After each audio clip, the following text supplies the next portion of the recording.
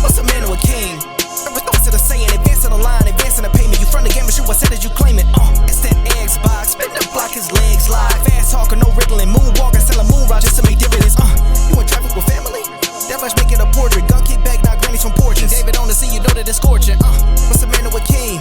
In response to the saying, advancing the line, advancing the payment. You from the game and shoot what said as you claim it. You already know the time, told my boys to hold the line. We gon' shoot it out in seconds, leave you posted like a vine. Bow your head down to the king, leave your roses at the shrine. We stay ready for the war, just need the king to drop the sign. Say what you running from, what you running from? I'm with my team, we bleed green, that's what you wanted, huh?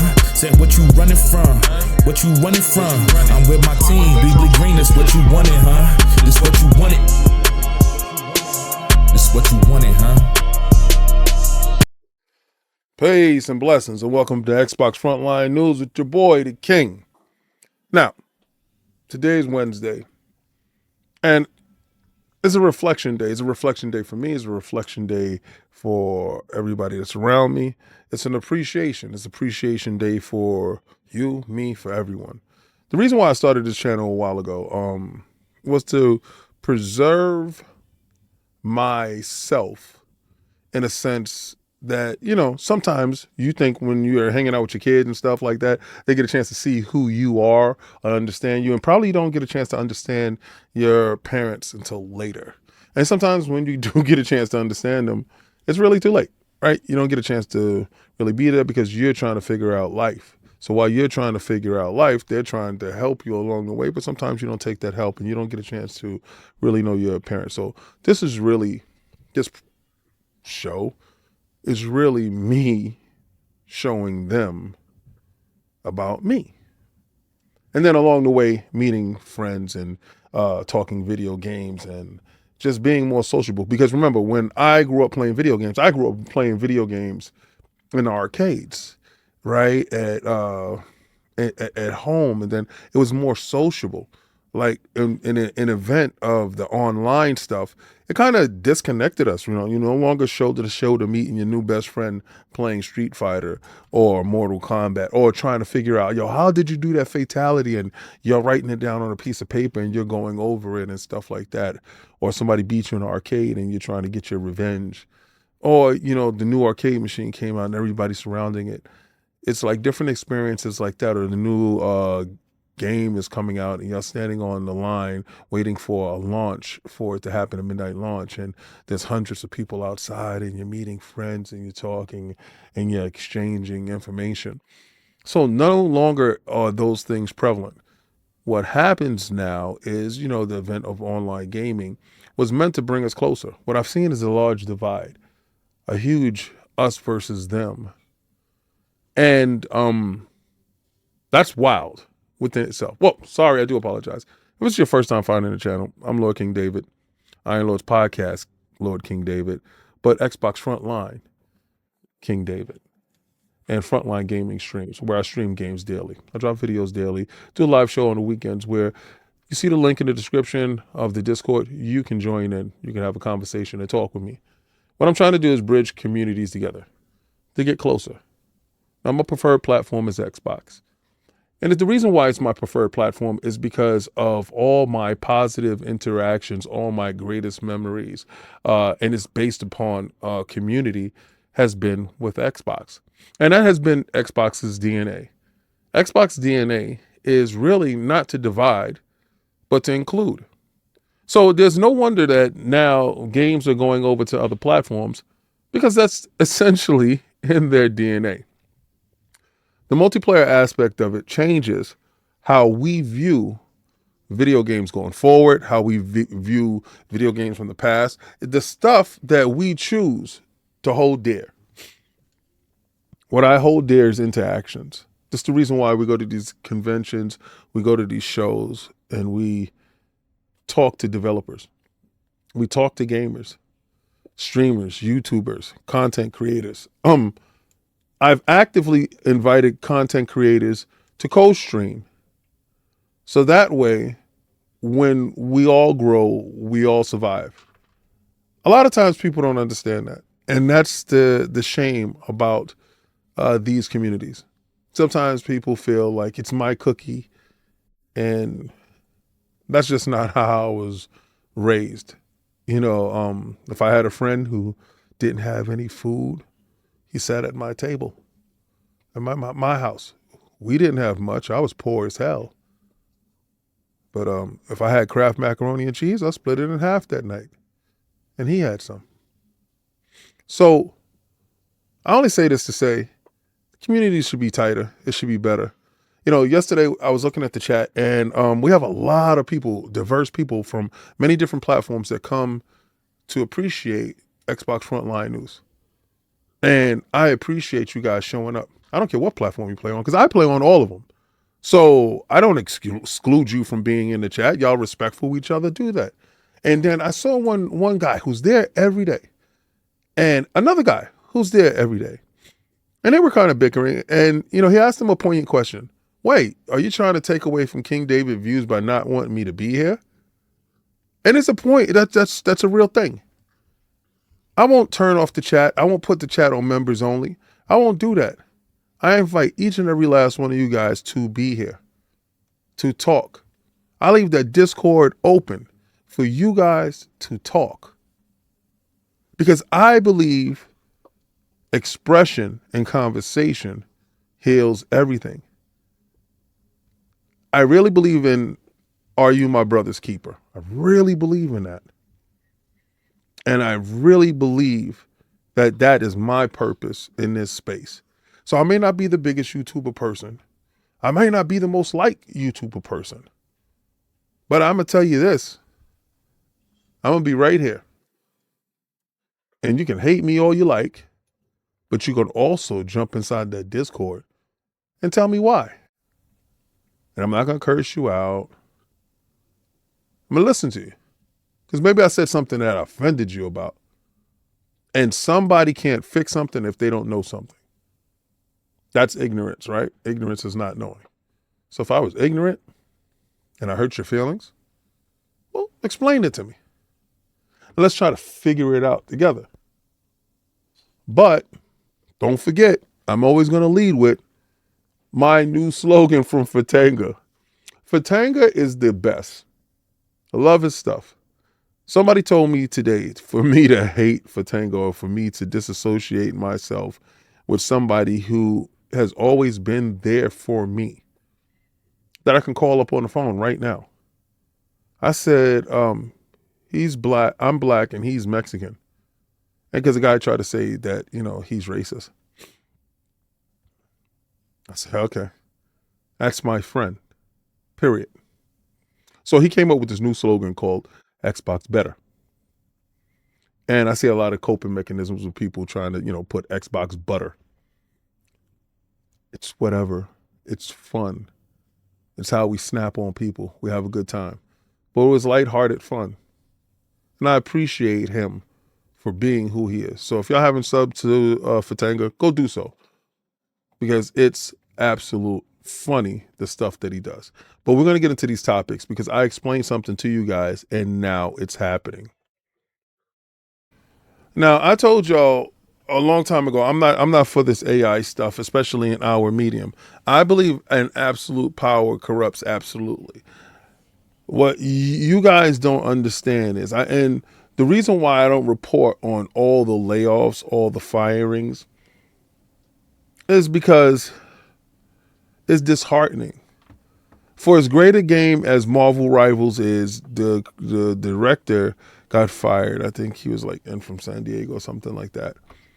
And I can pull it up and I can go into it. But see, no longer does a game's success equal security. And it's disgusting in this day and age. Because I feel that we are in a path that is detrimental to us. I have two things that is happening. And one thing is serious. Well, they both are serious in a way.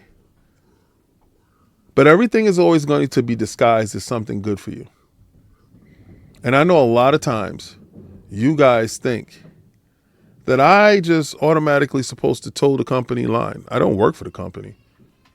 If I work for the company, that's something totally different. I'm an independent contractor. I've been an independent contractor my whole life. I've had my own companies. I hold my own company lines until my companies are no longer functional. COVID came and wiped out two of my three companies. Gone. I had to start up new companies and do new things. And starting anything up from the bottom is a real arduous task. But I always respect the employees. What I'm seeing now is certain things don't respect the employees.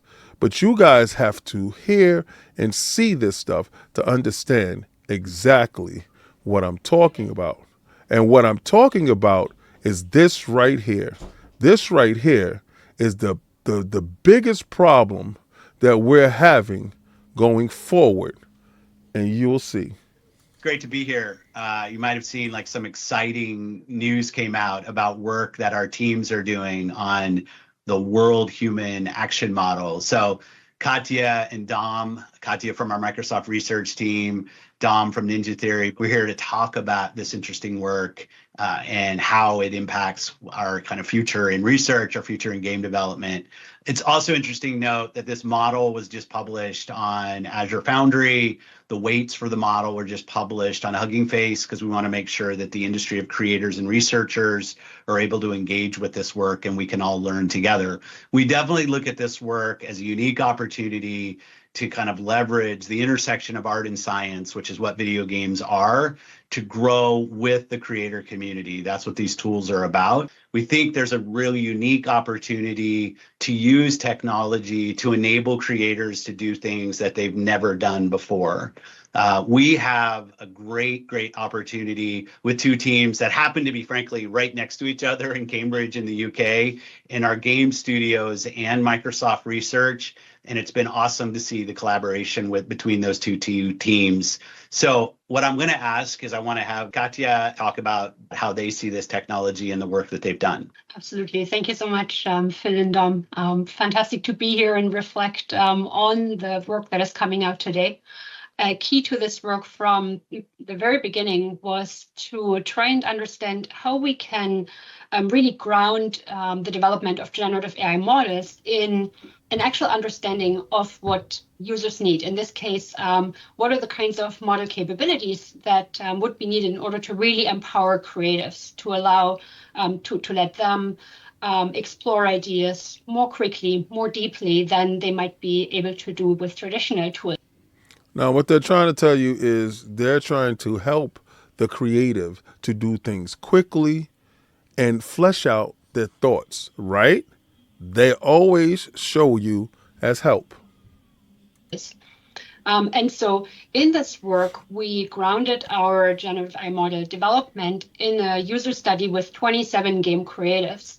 And we were able to tease out that aspects like iterative tweaking and divergent thinking, which have already been well established in the computer-supported creativity research, those continue to be really key when creatives want to engage with these types of models, but often they're an afterthought in model development. So we turned that on its head. We started from those capabilities and then tried to really systematically push on the model capabilities that might be needed in order to support tweaking ideation. They put the AI first instead of the creative first, because what the creative did was they fleshed out their abilities and everything first and then worried about the tweaking and stuff later, which sometimes was forgotten about and wasn't used. Listen.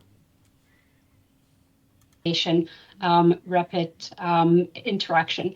And so that is how we developed WAM and focused specifically on those model capabilities of consistency, diversity, and persistency. And you can read a lot more in the research publication and the demo videos associated with that. I'll tell you one of the things that I get excited about.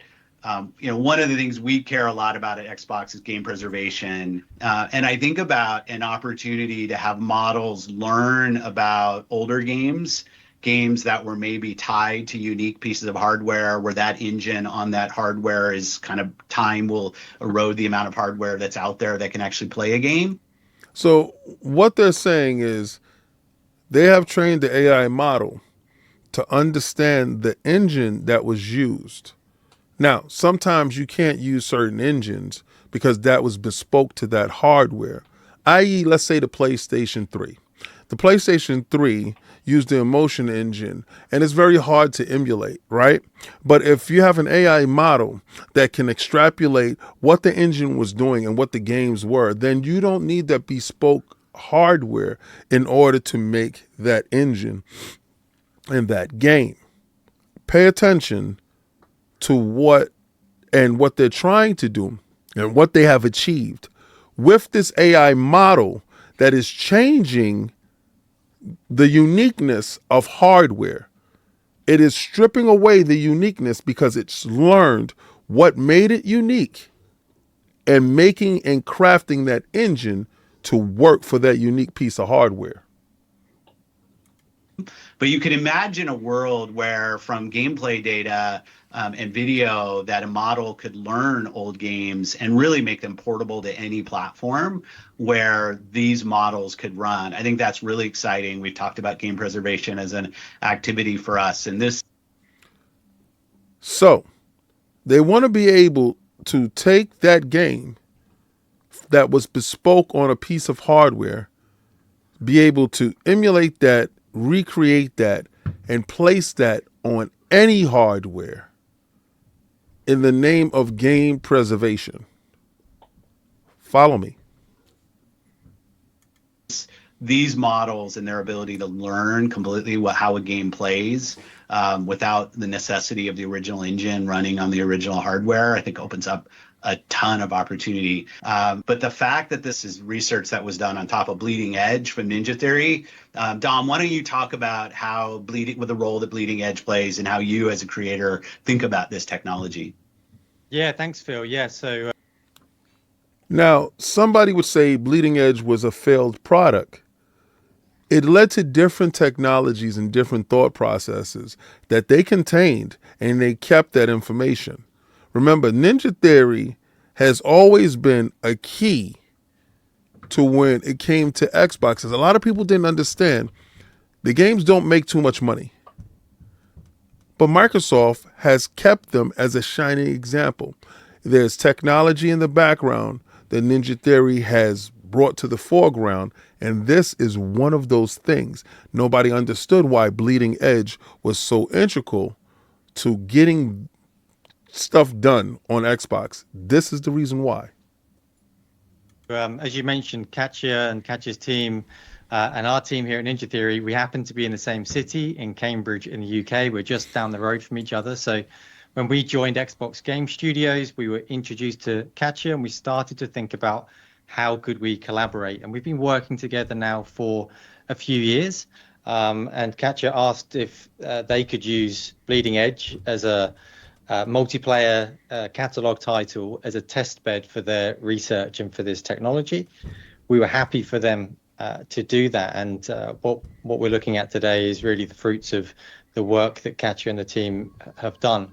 And I think for us as a game creator, the thing that I'm always really interested in is how can we help our teams do more?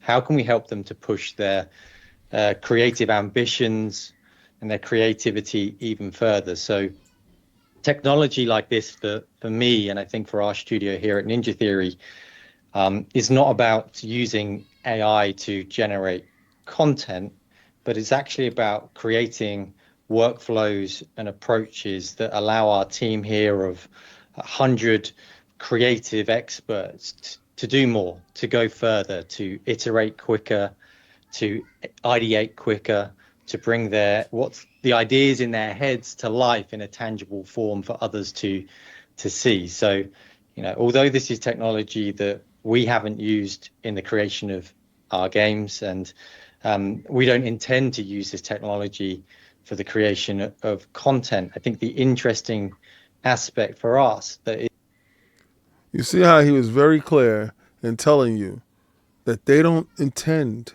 to use this for game creation, because what this does is it removes the human element. Remember what I've been telling you. Is exciting is how can we use technology like this to make the process of making games quicker and easier for our talented team so that they can really focus on the thing that I think is really special about games, which is that human creativity. Games to me, They will always say that they're going to keep the human element involved. You understand? What humans need is time, sleep, and energy. What computers don't need is time, sleep, and energy. Well, energy in the sense of, getting it boosted. What this does is that time where the humans are sleeping, they can speed up the time. They can do the stuff that clean it up, get those things done a whole lot faster. So something that would have taken you 3 years can theoretically take you 8 months. The downtime in between is the human element. The time is the human element. The AI eliminates the human element of that downtime. Keep listening. me are really creators using the medium of games to talk to their audience, to communicate through the medium of interactivity. And that is core to game creation for me. So what's important with this is that we have the human creativity, but through this technology, we can empower them to do more and push. They're going to keep telling you the safe word, and the safe word is human. The safe word is human. That's like, it's okay. Humans will be involved. Normally, we need 500 humans, but we only need 5 humans.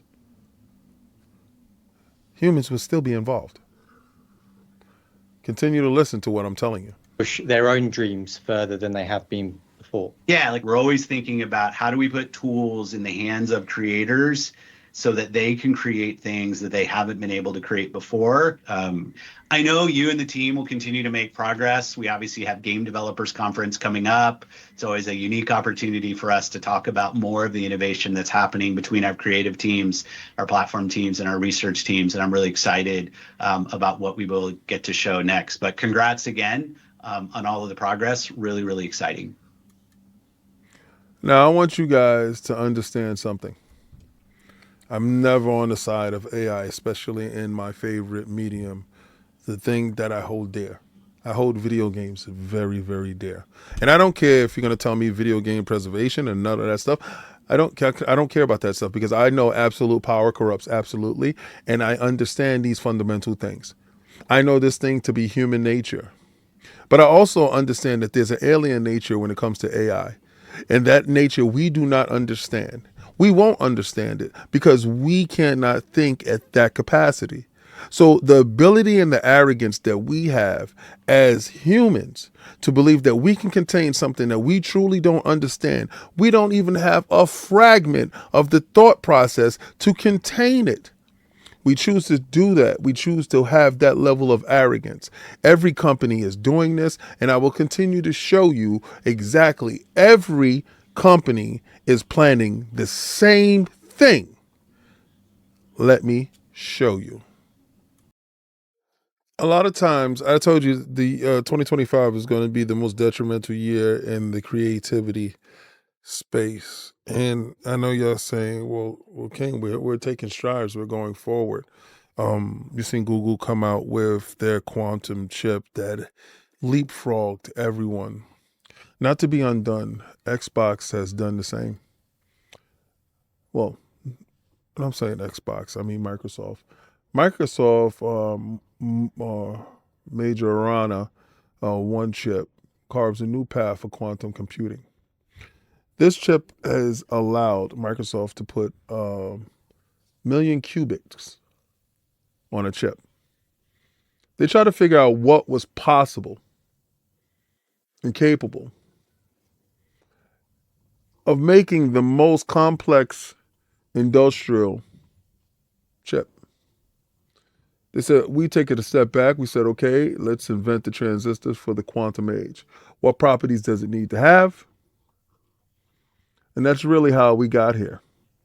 It's a particular combination of quality and important details of our new materials that Stacked has enabled a new kind of qubit, ultimately our entire architecture. Now, I'm going to tell you a couple of things. And, I told you before, guys, I have a channel I put it out there. It's a thought experiment. Actually, it uses AI voice, and it's out there. It's very successful because y'all don't know it's me. Y'all don't know it's a black person. Y'all don't know anything. Y'all can't put anything to it, but it does things. And I watch it, and I see, and the videos is probably 8 minutes long. And I would bore you, but this is a video games channel bringing you video games news. But what I'm trying to tell you is the AI, when they were working with OpenAI, and this is a small thing that I'm going to give you here. It's very small what I'm going to give you. They were working with OpenAI and working with these agents that they have, these autonomous agents that they put to task to ask him to come up with a quantum chip while they're working with their engineers.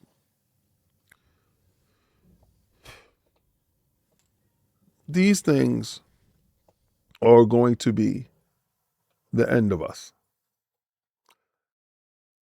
We're so proud as a race to invent the things that remove the things to make more things. I can sit here and I can bother you. I can go into this. If you do nothing today, and if reading is not your thing, have Google read it to you while you're working. To you as well. Is it? You see. Do your research, do your homework. This is very important. I'm going to give you another example. I don't really need this channel banned. You understand? That's the reason why I have the other channel. Elon Musk has made a new game studio. This game studio is going to be making video games without anyone. Very minimal interaction with humans. Okay. No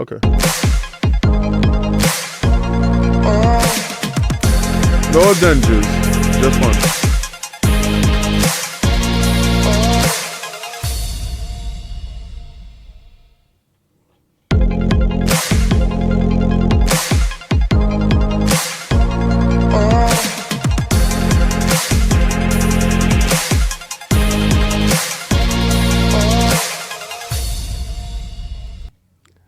Do you understand what's happening?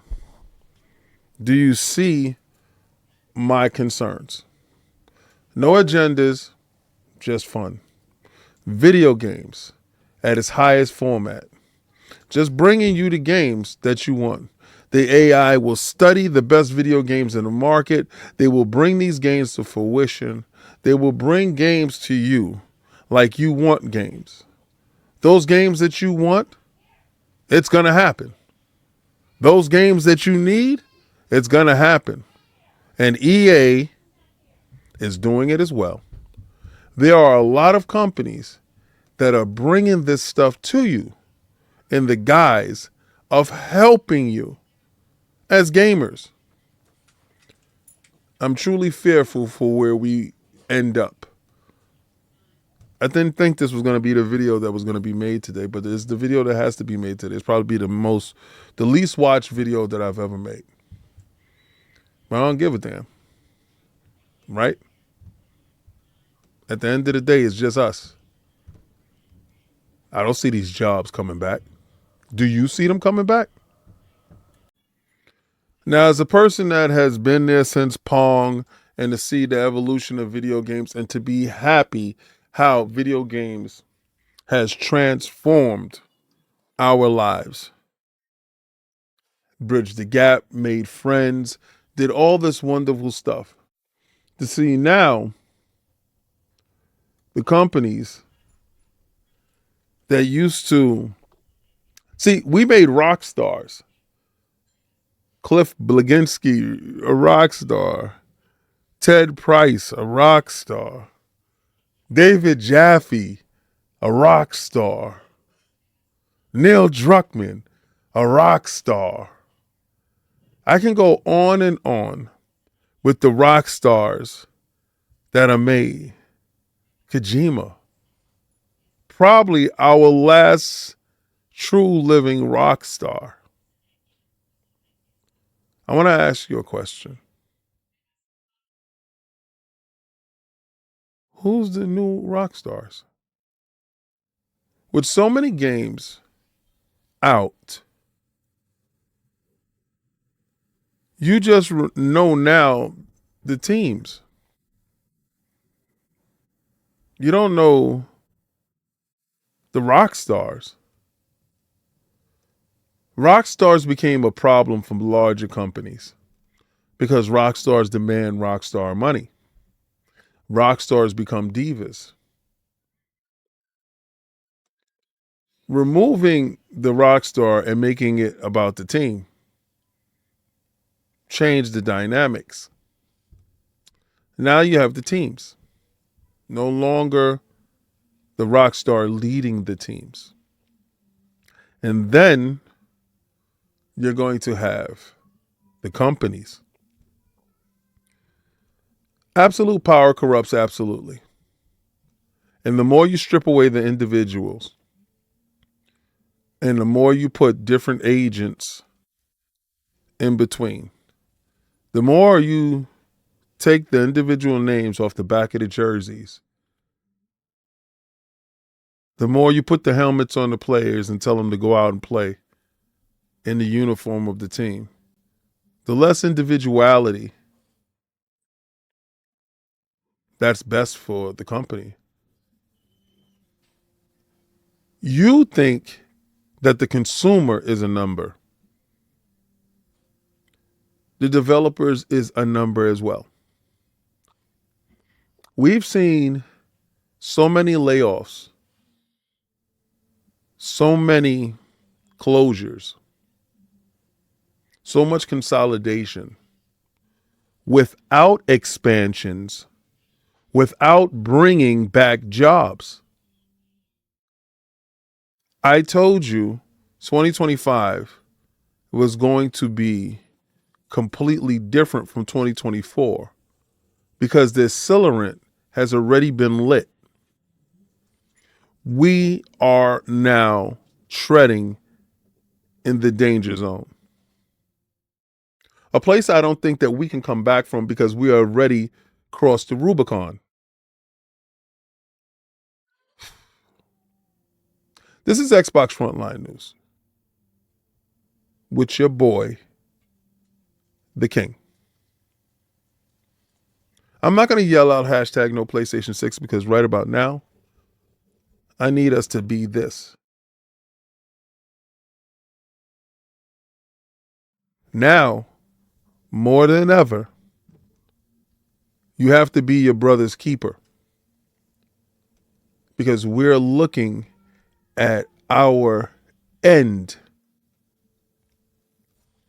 here. Now, I do not expect this video to do numbers. I don't expect it.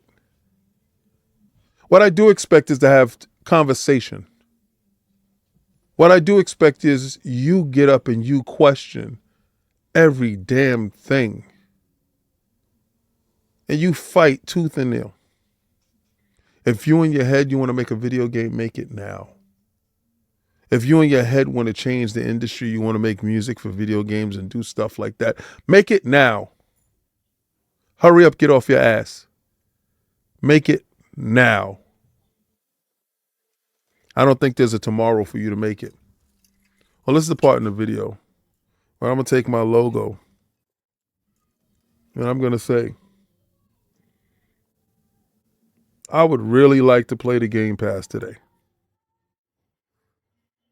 I would really like to get into my backlog. Because essentially, there's going to be a time where those credits is going to roll in a game, and it won't be any names other than the engineers that help the AI complete its task. And if you think that's cap, if you think I'm joking, if you think I'm playing around, they're laying the groundwork. The biggest companies in the world, and I want you to look at the top 3. I want you to go look. I want you to see exactly where NVIDIA, Microsoft, Apple, and Google are and what they're doing, what their agendas are, and what the program is. It's a reason why NVIDIA shot up all the way to the top. They just signed a $500 billion deal with the government. Try to play the Game Pass while you can.